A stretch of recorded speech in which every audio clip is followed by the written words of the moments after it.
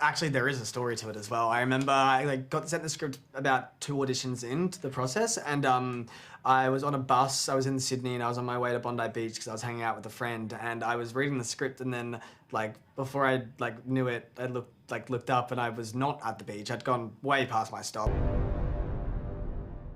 Yeah, Tessa Smith, Mama's Geeky. Thank you both so much for taking the time. Thank you.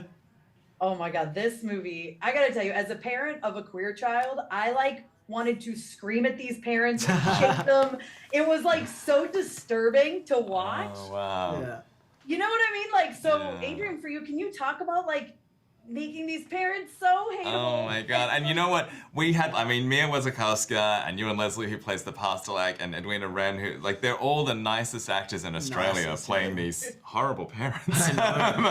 But, you know, I think, we really had to cast people who were capable of bringing a great amount of weight and history to the characters on screen. And so I'm just so grateful we got the cast that we did to play those characters, because they could have easily just been cardboard cutouts, really. But I think they all kind of brought their own dimension to them in their own way. Oh, they absolutely did. I was screaming at them constantly. Joe, can you talk about reading those characters when you first got the script? Yeah, well, I think what's so interesting about the parents as characters is that, even with just Mia's character, Arlene, it's I understand where she's coming from, though, it's she wants to keep her child safe, and even though, it's putting him in harm's way, it's the fact that, there's this conflict, and it's also, just in everyday life, as an actor, I like to go on the characters' perspectives, and I don't know what Arlene has been through back in the day that has influenced her to feel this way. And, I think a line at the end of the film that she says that we need fear to survive.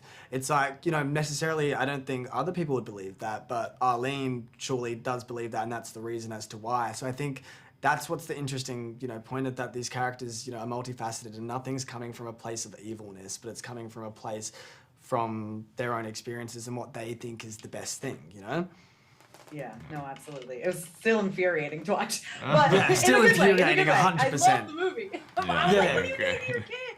You're literally going to kill your kid. Exactly. But anyway. Hey, I warned her. She didn't listen, so... Wait, I know, you tried your best. But then again, I did kind of make the bed I lie in this film. Right, so... well, whose fault was it, really? It's true. Well, I do want to talk, too, about, not actually showing, a demon, right? Right. Using the shape-shifting type thing. I thought that was so brilliant because you never know.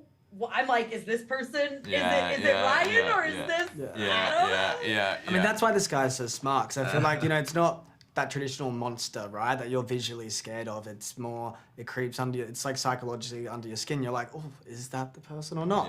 And you're not. So it's you're not being scared because they're I don't know, visually scary looking, but the emotions of it, and it's I remember I watched John Carpenter's movie The Thing when I was really young, and watched it many, many times ever since, and I was always drawn to that idea of that kind of fear where you can't trust if the person in front of you is really them. So, yeah.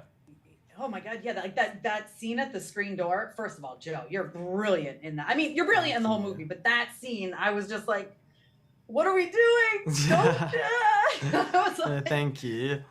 No, it's so good. What was your reaction reading the script for the first time, Joe? Yeah, so actually there is a story to it as well. I remember I got sent the script about 2 auditions into the process, and I was on a bus. I was in Sydney, and I was on my way to Bondi Beach because I was hanging out with a friend, and I was reading the script, and then before I knew it, I looked up, and I was not at the beach. I'd gone way past my stop. I was just so engrossed in it, because it's I remember writing down all my feelings afterwards, just in my notes on my phone, just kind of going, yeah, this is just the most raw, authentic, and honest script I've read in a while. And you could really see the passion that was in the way that I could tell it's been written with care, and these characters are people, and it just connected with me so much. And I think almost everyone I've talked to about it, in the cast on in the film, and they all connected to it the same way I did straight away. And it's that just goes to show how smart this guy is, how great, and how much effort he put into it, because it's it all stems from the director having that passion, for everyone to, so testament to Adrian. He's talented as hell.